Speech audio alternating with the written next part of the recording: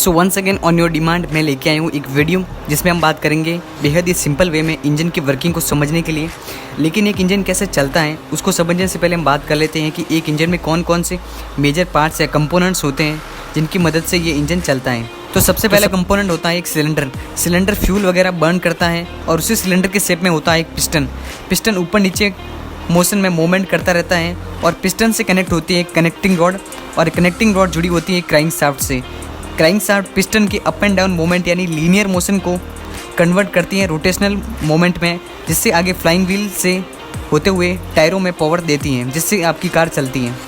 और सिलेंडर के अंदर लगे होते हैं दो वाल्व, एक वाल्व होता है इनटेक वाल्व और एक होता है एग्जॉस्ट वाल्व। इनटेक वाल्व हवा को अंदर लेता है और एग्जॉस्ट वाल्व हवा को बाहर फेंकता है। अब ये parts and components major role play करते हैं एक इंजन को चलाने के लिए, बट इन कंपोनेंट्स को चलाने का एक प्रोसेस होता है।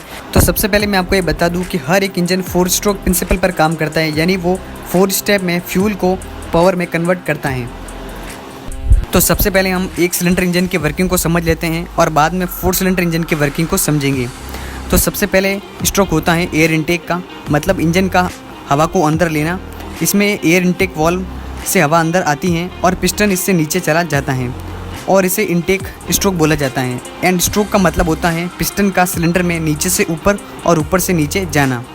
तो अब बात करते हैं हमारे दूसरे स्ट्रोक की, जिसे कहते हैं कंप्रेशन स्ट्रोक। तो जैसा कि पहले स्ट्रोक में हवा अंदर आ गई थी और पिस्टन नीचे चला गया था, तो अब पिस्टन जब वापस ऊपर की तरफ आता है लेकिन तब तक एयर इनटेक वाल्व बंद हो जाता है ताकि हवा बाहर जा ना सके।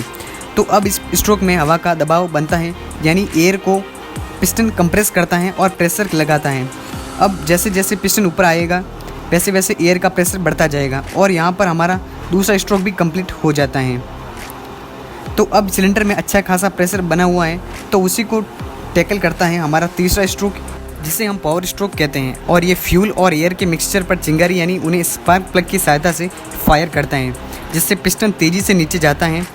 अब इन चारों स्ट्रोक में से सिर्फ इस स्ट्रोक में पावर बनती है। अब सबसे बड़ी बात आप सोच रहे होंगे कि फ्यूल आया तो आया कहाँ से, तो आपको आगे आने वाली वीडियोस में हम समझाएंगे, क्योंकि डीजल और पेट्रोल दोनों इंजन में अलग अलग तरीके से फ्यूल अंदर आता है। तो अब यहाँ पर हमारा तीसरा स्ट्रोक भी पूरा हो जाता है। अब इन 3 स्ट्रोक के बाद आता है हमारा सबसे आखिरी स्ट्रोक यानी एग्जॉस्ट स्ट्रोक। तो इस स्ट्रोक में अब पिस्टन नीचे से ऊपर आता है और उसी के साथ सिलेंडर में बना हुआ धुआं एग्जॉस्ट वाल्व से बाहर निकाल देता है और उसी के साथ हमारे चारों स्ट्रोक पूरी कंप्लीट हो जाते हैं। अब ये तो बात हो गई एक सिलेंडर इंजन की वर्किंग को लेकर। अब बात कर लेते हैं 4 सिलेंडर इंजन की वर्किंग को लेकर। सो सिंगल सिलेंडर आपके ज़्यादातर डेली कम्यूटिंग बाइक में देखने को मिलता है, but 4 cylinder engine normally cars में देखने को मिलता है। तो सबसे पहले मल्टी सिलेंडर इंजन में पावर स्ट्रोक यानी जहाँ फ्यूल बर्न होता है, जिस स्ट्रोक में उसका जो ऑर्डर होता है वो अलग अलग होता है। अब आप अपना दिमाग लगा रहे होंगे कि अगर हम चारों सिलेंडर में एक साथ पावर स्ट्रोक कर दें, यानी एक साथ फ्यूल बर्न कर दें, तो इससे हम एक बार के लिए तो अच्छी खासी पावर जनरेट कर देंगे, लेकिन फिर तीनों स्ट्रोक खाली घूमेंगे, उससे कुछ नहीं होगा। इस हिसाब से फिर मल्टी सिलेंडर इंजन में हम फायरिंग ऑर्डर यानी पावर स्ट्रोक हम अलग अलग ऑर्डर में डिसाइडेड करते हैं, ताकि पावर डिलीवरी हमें लीनियर एंड स्मूथ तरीके से मिलती रहे और पावर इक्वली डिस्ट्रीब्यूट रहे। इससे 4 सिलेंडर इंजन में आपके हर सिलेंडर में अलग अलग स्ट्रोक चलता रहता है। अब एक साइकिल यानी 4 स्ट्रोक कंप्लीट होने में क्रैंक शाफ्ट 2 बार रोटेट करती हैं, यानी एक बार घूमी मतलब 360 डिग्री और 2 बार घूमी मतलब 720 डिग्री। यानी एक सिलेंडर इंजन में एक साइकिल कंप्लीट होने के लिए क्रैंक शाफ्ट 720 डिग्री घूमती है, और वो भी एक पावर स्ट्रोक के लिए। और वही 4 सिलेंडर इंजन में ये सभी इक्वली डिस्ट्रीब्यूट हो जाता है, यानी 720 डिग्री में 4 बार पावर स्ट्रोक होगा। क्रैंक शाफ्ट के हर 180 डिग्री रोटेशन के बाद एक पावर स्ट्रोक होगा, जिससे पावर डिलीवरी बहुत ही लीनियर एंड स्मूथ तरीके से होगी और इंजन का वाइब्रेशन भी कंट्रोल में रहेगा। सो आई होप आपको इंजन वर्किंग समझ आई होगी, लेकिन अगर आपके फिर भी कुछ डाउट्स हैं या फिर मुझसे कुछ पीछे छूट गया हो बताना, तो आप हमें कमेंट सेक्शन में ज़रूर बताएं।